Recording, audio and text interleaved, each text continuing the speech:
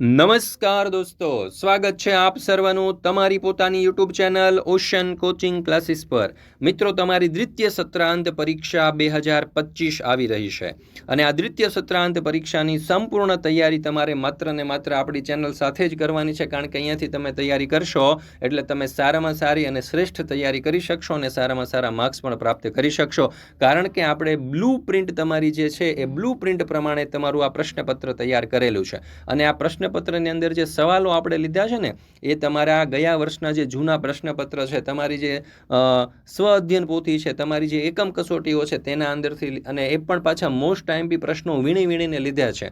એટલે તમારી પરીક્ષાની તૈયારી જો તમે અહીંયાથી કરશો ને તો પરીક્ષામાં તમે સારામાં સારા માર્ક્સ પ્રાપ્ત કરી શકશો, આ દ્વિતીય સત્રાંત પરીક્ષામાં તમે શ્રેષ્ઠ પરિણામ મેળવી શકશો। અને મિત્રો, આવી તૈયારી, બ્લુપ્રિન્ટ પ્રમાણેની તૈયારી, બ્લુપ્રિન્ટ પ્રમાણેના પ્રશ્નપત્ર અને એના સોલ્યુશન જે છે એ તમને બીજે કોઈ પણ જગ્યાએ જોવા નહીં મળે, માત્ર ને માત્ર આપણી જ ચેનલ ઉપર તમને જોવા મળશે। તો જરૂરથી આ જે દ્વિતીય સત્રાંત પરીક્ષા 2025 છે તેનું આજે ગુજરાતી વિષયનું જે પ્રશ્નપત્ર છે કે જે તારીખ 7/4/2025 સોમવારના રોજ લેવાવાનું છે, તેનું આ સોલ્યુશનનો વિડીયો તમારા તમામ દોસ્તો, મિત્રો અને સગા સંબંધીઓ સુધી શેર કરી દેજો કે જેઓ ધોરણ 3ની અંદર અભ્યાસ, ધોરણ 4ની અંદર અભ્યાસ કરતા હોય। મિત્રો, આપણી આ ચેનલ ઉપર ધોરણ 3થી 8ના દરેક વિષયના બ્લુપ્રિન્ટ પ્રમાણેના જે મોસ્ટ આઈએમપી પ્રશ્નપત્ર છે તે મુકાઈ ચૂક્યા છે। ચાલો દોસ્તો, તો શરૂ કરીએ ધોરણ 4 વિષય ગુજરાતી બ્લુપ્રિન્ટ પ્રમાણેનું મોસ્ટ આઈએમપી પ્રશ્નપત્ર। એમાં છે પ્રશ્ન નંબર 1, આપેલા વાક્યમાં યોગ્ય વિરામ ચિહ્નનો ઉપયોગ કરી વાક્ય ફરીથી લખો, જેના કુલ 5 માર્ક્સ છે। ઉદાહરણ પણ આપણને અહીંયા આપ્યું છે। ચાલો, પહેલું વાક્ય, તેની માં કહેતી સાવ રાક્ષસ જેવો છે, તો તેની માં કહેતી પછી અલ્પવિરામ, સાવ રાક્ષસ જેવો છે એ અવતરણ ચિહ્નની અંદર આવશે। બીજું, તેથી મારા મિત્રો ત્યાં કોક વાર જ આવતા, તો તેથી પછી અલ્પવિરામ, મારા મિત્રો ત્યાં કોક વાર જ આવતા પછી પૂર્ણવિરામ। ત્યાર પછી છે ત્રીજું, આ માળો સમડીનો હશે મેં કહ્યું, તો આ માળો સમડીનો હશે એ અવતરણ ચિહ્નની અંદર ને પછી આવશે મેં કહ્યું। ચોથું, ભઈ વાહ મજા આવશે, મને તો ચટપટી થાય છે, તો ભઈ વાહ પછી ઉદ્ગાર ચિહ્ન, મજા આવશે પછી પૂર્ણવિરામ, મને તો ચટપટી થાય છે, અને આખું વાક્ય જે છે તે અવતરણ ચિહ્નની અંદર આવશે। જ્યાં કહે નાના જાદુ નહીં કશીક વસ્તુ, તો જુઓ, જ્યાં કહે પછી અલ્પવિરામ, પછી અવતરણ ચિહ્નમાં ના પછી ઉદ્ગાર ચિહ્ન, જાદુ નહીં કશીક વસ્તુ, પછી ડોટ ડોટ ડોટ અને પછી અવતરણ ચિહ્ન। મિત્રો, આપણી આ ચેનલ ઉપર ધોરણ 3થી 8ની આ જે દ્વિતીય સત્રાંત પરીક્ષા 2025 આવવાની છે તેના માટે નવી બ્લુપ્રિન્ટ મુજબના મોસ્ટ આઈએમપી પ્રશ્નપત્ર અને અસાઇનમેન્ટ તૈયાર કરવામાં આવેલા છે। અને આ જે મોસ્ટ આઈએમપી પ્રશ્નપત્ર અને અસાઇનમેન્ટ છે ને માત્ર વિદ્યાર્થીઓ માટે જ નહીં, પરંતુ વાલીઓ અને શિક્ષકો માટે પણ ખૂબ જ ઉપયોગી છે, કારણ કે વાલીઓ અને શિક્ષકો પણ આ પ્રશ્નપત્રનો ઉપયોગ કરી અને પોતાના જે વિદ્યાર્થીઓ છે, પોતાના બાળકો છે, તેને દ્વિતીય સત્રાંત પરીક્ષાની સારામાં સારી તૈયારી કરાવી શકશે। અને મિત્રો, આ પ્રકારના જે પ્રશ્નપત્ર છે અને અસાઇનમેન્ટ છે તે માત્ર ને માત્ર તમને આપણી ચેનલ ઉપર જ જોવા મળશે, બીજી કોઈ પણ જગ્યાએ તમને આવી રીતે તૈયાર કરેલા પ્રશ્નપત્ર જોવા નહીં મળે કે જે પરીક્ષાની અંદર તમને સેમ ટુ સેમ પૂછાઈ શકે। મિત્રો, આ જે પ્રશ્નપત્ર છે ને રેડી ટુ પ્રિન્ટ ફોર્મની અંદર તમને મળવાના છે અને એ પણ સોલ્યુશન સાથે મળી જવાના છે, એની કિંમત માત્ર ને માત્ર 20 રૂપિયા છે। અને અસાઇનમેન્ટ પણ તમને રેડી ટુ પ્રિન્ટ ફોર્મમાં મળી જશે, જેની અંદર તમને બ્લુપ્રિન્ટ પ્રમાણેના ઘણા બધા પ્રશ્નો તૈયારી કરવા માટે આપવામાં આવેલા છે, જેની કિંમત માત્ર ને માત્ર 40 રૂપિયા છે। અને તમે જો તમારી શાળા, ક્લાસીસ કે સંસ્થાના નામ અને લોગો સાથે પ્રશ્નપત્ર મેળવવા માંગતા હોય તો એ પણ મેળવી શકો છો, જેની કિંમત પણ માત્ર 20 રૂપિયા છે। આ પ્રશ્નપત્ર અને અસાઇનમેન્ટ જે છે એ દરેક વિદ્યાર્થીઓએ, વાલીઓ અને શિક્ષકોએ અવશ્ય મેળવી લેવી। નાની અમથી પ્રાઇઝ આપણે રાખી છે, જેથી કરીને દરેક વિદ્યાર્થીઓ જે છે તે પરચેસ કરી શકે અને તેની તૈયારી કરી શકે। અહીંયા તમને નંબર પણ આપવામાં આવેલો છે, આ નંબર ઉપર તમે કોન્ટેક્ટ કરી શકો છો। કોન્ટેક્ટ એટલે તમારે ફોન કરવાનો છે મિત્રો, ખાસ યાદ રાખજો, બરાબર? તો ફોન કરી અને તમે આ પ્રશ્નપત્ર અને અસાઇનમેન્ટ મેળવી લેજો, તેની તૈયારી કરી લેજો, દ્વિતીય સત્રાંત પરીક્ષાની અંદર તમને ખૂબ જ ઉપયોગી સાબિત થશે, એની ગેરંટી છે। ચાલો, ત્યાર પછી છે પ્રશ્ન નંબર 2, લીટી કરેલ શબ્દનો સમાનાર્થી શબ્દ શોધી અને લખો, જેના કુલ 5 માર્ક્સ છે। ચાલો, તો પહેલું, રક્ષાબંધનના દિવસે શાળામાં મેળો જામ્યો હતો, તો શાળાનો સમાનાર્થી શબ્દ થશે નિશાળ। બીજું, જંગલમાં જલસા પાર્ટીનું આયોજન થયું, તો જલસાનું સમાનાર્થી થશે મોજ। ત્રીજું, બધાને જિજ્ઞાસા થઈ કે આ રાખડીઓ શામાંથી બનાવી હશે, તો જિજ્ઞાસાનું સમાનાર્થી થશે આતુરતા. ચોથું, પાર્ટીમાં લાડુ, જલેબી, ગુલાબજાંબુ, પૂરણપોરી જેવી મીઠાઈઓ હતી, તો મીઠાઈનું સમાનાર્થી થશે મિષ્ટાન. પાંચમું, ત્રણેય જણ સાથે જમીને પછી નિરાંતે વાતો કરીશું, તો નિરાંતે એનું સમાનાર્થી થશે આરામ. ચાલો ત્યાર પછી જોઈએ પ્રશ્ન નંબર 3 નીચેના પ્રશ્નોના જવાબ આપો જેના કુલ 6 માર્ક્સ છે. પહેલો સવાલ, દાદાનું નામ મારદડી માસ્ટર કેમ પડ્યું? તો જવાબ આવશે, મારદડીની રમતમાં દાદાને કદી દડો વાગ્યો નથી અને તે નિશાન ચૂક્યા નથી, તેથી દાદાનું નામ મારદડી માસ્ટર પડ્યું. બીજો સવાલ, તૃપ્તિ ટેબલની પાછળ શું કરતી હતી? તો જવાબ આવશે, તૃપ્તિ ટેબલની પાછળ મંત્ર જેવું બબડતી હતી અને દુપટ્ટા ઉપર પોતાના હાથ ફેરવતી હતી. ત્રીજો સવાલ, બોધરાજના ગજવામાં શું શું ભરેલું હોય? તો જવાબ આવશે, બોધરાજના ગજવામાં જીવતો દેડકો, જાત જાતના ઈંડા જેવી ચિત્ર વિચિત્ર વસ્તુઓ ભરેલી હોય. પ્રશ્ન નંબર 3 નીચેના પ્રશ્નોના જવાબ આપો જેના કુલ 4 માર્ક્સ છે. એમાં પહેલો સવાલ, બાવો કોનો કહેવાય?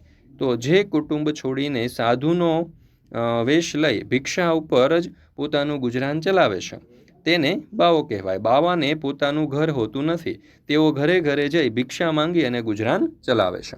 બીજો સવાલ, ફ્રીજમાંથી બહાર નીકળેલું ટમેટું મનમાં શું બોલ્યું? તો જવાબ આવશે કે ફ્રીજમાંથી બહાર નીકળેલું ટમેટું મનમાં બોલ્યું, મને ફ્રીજમાં ખૂબ જ ઠંડી લાગતી હતી. ફ્રીજમાંથી બહાર નીકળીને તડકો મળતા હૂંફ મળી અને આનંદનો અનુભવ થયો.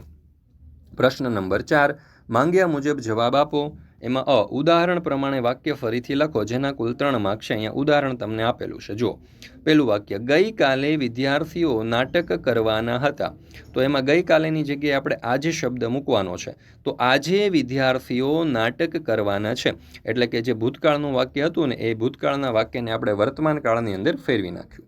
ચાલો બીજું વાક્ય, આજે મારે ઘણું લેશન છે. આ જે છે ને તમે જોશો તો વર્તમાન કાળનું વાક્ય છે, એને આપણે આવતીકાલે એટલે કે ભવિષ્યકાળના વાક્યમાં ફેરવવાનું છે, તો આવતીકાલે મારે ઘણું લેશન હશે. ત્રીજું વાક્ય, આવતીકાલે શર્મિષ્ઠા અને દિવ્યા ગીત ગાશે, તો આ જે ભવિષ્યકાળનું વાક્ય છે તેને આપણે ભૂતકાળમાં ફેરવવાનું છે, તો ગઈકાલે શર્મિષ્ઠા અને દિવ્યા ગીત ગાતા હતા. ચાલો ત્યાર પછી છે આપેલ વાક્યમાં શું શું થવાની શક્યતા છે તેમાં કરો. ચાલો તો તેમાં આપણે ખરાની નિશાની કરવાની છે, બરાબર. અહીંયા ખરાની નિશાની રહી ગઈ છે કે આપેલ વાક્યમાં શું શું થવાની શક્યતા છે તેમાં ખરાની નિશાની કરો. સાયકલમાં પંક્ચર પડી ગયું, તો સ્કૂલે મોડું થશે, બરાબર. એ ઉદાહરણ આપણને આપેલું છે. ચાલો તેમાં પહેલું, સૂરજ દાદા કાળું આભ ધુએ, તો અજવાળું થતાં આકાશ ઉજળું લાગે. બીજું, તારા જમીન ઉપર વર્તાયા, તો ધરતી પર તારાઓનું આછું અંજવાળું આવી ગયું. ચાલો ત્યાર પછી છે પ્રશ્ન નંબર 5, આપેલ ચિત્રનું તમારા શબ્દમાં 4-5 વાક્યમાં વર્ણન કરો જેના કુલ 5 માર્ક છે. તો અહીંયા તમે જોઈ શકો છો આપણને એક સરસ મજાનું ચિત્ર આપવામાં આવેલું છે, તો હવે એનું આપણે અહીંયા વર્ણન કરવાનું છે. તો આપેલ ચિત્ર વનનું એટલે કે જંગલનું છે. આ ચિત્રમાં 7 ગોવાળો રમી રહ્યા છે. આ ચિત્રમાં કૃષ્ણ પણ દેખાય છે. બધા ગોવાળો દડાથી રમી રહ્યા છે. બધા ગોવાળો ખૂબ જ આનંદથી રમે છે. ચાલો ત્યાર પછી છે પ્રશ્ન નંબર 6, આપેલ ચિત્રમાં બતાવેલ વસ્તુના નામ લખી તેના ઉપયોગ વિશે એક વાક્ય લખો જેના કુલ 5 માર્ક છે. અહીંયા ઉદાહરણ આપણને આપ્યું છે, જેમ કે આ ચિત્ર તો કે ઇસ્ત્રીનું છે અને એનો ઉપયોગ શું થશે તો કે કપડાની કરચલી કાઢવા માટે. ચાલો એવી રીતે પહેલું ચિત્ર આપણને આપેલું છે સાવરણીનું, તો અહીંયા લખીએ સાવરણી, એનો ઉપયોગ તો કે કચરું કાઢવા માટે. ત્યાર પછી આપણને ગેસ સ્ટવ આપેલો છે, તો અહીંયા લખીશું આપણે ગેસ સ્ટવ, એનો ઉપયોગ તો કે રસોઈ બનાવવા માટે. ચાલો ત્યાર પછી ત્રીજું ચિત્ર જે છે તે કુહાડીનું છે, તો એનો ઉપયોગ થશે લાકડું કાપવા માટે. ચોથું ચિત્ર જે છે તે દાતરડાનું છે, તો અહીંયા લખીએ દાતરડું, એનો ઉપયોગ ખેતરમાંથી વધારાનું ઘાસ અથવા તો નીંદણ દૂર કરવા માટે. ત્યાર પછી પાંચમું ચિત્ર જે છે તે નેઇલ કટરનું છે, તો અહીંયા નેઇલ કટર લખીએ અને એનો ઉપયોગ થશે નખ કાપવા માટે. મિત્રો તમારું વેકેશન પડવાનું છે, બરાબર. તમારી પરીક્ષા પૂર્ણ થશે ને એટલે તમારે વેકેશન પડશે. આ વેકેશનનો જો તમારે સદુપયોગ કરવો હોય ને તો આપણે તમારા માટે 2 પ્રકારના કોર્સ લાવ્યા છે. એક તો તમારા ગણિતને સુધારવા માટે, તમારા ગણિતને મજબૂત કરવા માટે વૈદિક મેથ્સનો કોર્સ, અને બીજું તમારા અંગ્રેજીને મજબૂત કરવા માટે સ્પોકન ઇંગ્લિશનો કોર્સ. વૈદિક મેથ્સનો જે કોર્સ છે તેમાં તમે સરવાળા, બાદબાકી, ગુણાકાર, ભાગાકાર અને ગણિતની બીજી બધી જ ક્રિયાઓ તમે ગણતરીની સેકન્ડોની અંદર તમે કરી શકશો એવી ટ્રિક્સ અને એવી મેથડ સાથે આપણે આ વૈદિક મેથ્સ શીખવાડવા મેળવવાના છીએ, જેની કિંમત માત્ર ને માત્ર 100 રૂપિયા છે. અને તમારી અંગ્રેજી જે છે ને તમારે જો પાવરફુલ બનાવવું હોય, કારણ કે અંગ્રેજી હવે વર્તમાનની જરૂરિયાત છે, કારણ કે બધી જ વસ્તુઓ હવે અંગ્રેજીની અંદર આવવાની છે. અને અંગ્રેજી જો તમે શીખશો તો તમારા આગળના જે ધોરણની અંદર અંગ્રેજી વિષય પણ તમને ખૂબ ઉપયોગી સાબિત થશે. તો આ અંગ્રેજી વિષય જે છે એના માટે સ્પોકન ઇંગ્લિશનો કોર્સ આપણે લોન્ચ કર્યો છે, જેની કિંમત માત્ર 1499 રૂપિયા છે. બજારમાં એની કિંમત મિત્રો 10-10 હજાર રૂપિયા સુધીની હોય છે. અને આ બંને કોર્સ વિશે જો તમારે વધારે માહિતી જોઈતી હોય તો અહીંયા તમને મોબાઈલ નંબર આપેલો છે, આ નંબર ઉપર ફોન કરવાનો છે, કોલ કરવા, અને તમે માહિતી મેળવી શકો છો. ચાલો ત્યાર પછી જોઈએ પ્રશ્ન નંબર 7. આપેલા વાક્યોનો ભાવ વાંચી તેની સામે છુપાયેલા ભાવ લખો. એમાં ઉદાહરણ પણ આપણને આપ્યું છે, બરાબર. પહેલું વાક્ય, જન્મ દિવસે મોબાઈલની ભેટ મળતા હેતવીને મોજ પડી ગઈ. તો અહીંયા આનંદનો ભાવ છે. બીજું, પિતાના અવસાન પછી પુત્રના જીવનમાં કોઈ ઉત્સાહ રહ્યો જ નથી. તો અહીંયા નિરાશાનો ભાવ છે. ત્રીજું, દીકરાનું પરિણામ જોઈ પિતાની આંખો લાલ થઈ ગઈ. તો અહીંયા ક્રોધનો એટલે કે ગુસ્સાનો ભાવ છે. ત્યાર પછી ચોથું, નાની દીકરીને દોરડા ઉપર ચાલતી જોઈ લોકો અચરજથી જોઈ રહ્યા. તો અહીંયા વિસ્મય એટલે કે આશ્ચર્યચકિતતાનો ભાવ છે. અને પાંચમું, રાત પડતા જ રમેશ ઘરમાં સંતાઈ જાય. તો અહીંયા ભયનો ભાવ છે, ડરનો ભાવ છે. મિત્રો અહીંયા આપણે આજે ધોરણ 4નું ગુજરાતી વિષયનું જે દ્વિતીય સત્રાંત પરીક્ષાનું બ્લુ પ્રિન્ટ પ્રમાણેનું જે મોસ્ટ આઈએમપી પ્રશ્નપત્ર છે તે અહીંયા આપણે પૂર્ણ કરીએ છીએ. ફરી મળીશું મિત્રો આપણે ધોરણ 4ના પર્યાવરણ વિષયનું જે મોસ્ટ આઈએમપી પ્રશ્નપત્ર છે બ્લુ પ્રિન્ટ પ્રમાણેનું, તેમના સંપૂર્ણ સોલ્યુશન સાથે. આપણી આ ચેનલ ઉપર મિત્રો ધોરણ 3થી 8ના દરેક વિષયની જે દ્વિતીય સત્રાંત પરીક્ષા છે તે દ્વિતીય સત્રાંત પરીક્ષાના સંપૂર્ણ અભ્યાસક્રમની અંદરથી આ જે બ્લુ પ્રિન્ટ પ્રમાણેના મોસ્ટ આઈએમપી પ્રશ્નપત્ર છે તે સોલ્યુશન સાથે મુકાઈ ચૂક્યા છે. અને એની પ્રિન્ટ પણ તમે મેળવી શકો છો અને રેડી ટુ પ્રિન્ટ ફોર્મની અંદર મેળવી શકો છો. તો દરેક વિદ્યાર્થીઓએ અવશ્ય મેળવી લેવો, તેનો અભ્યાસ કરી લેવો. તમારી પરીક્ષાની તૈયારી માટે પણ તમને ખૂબ જ ઉપયોગી સાબિત થશે.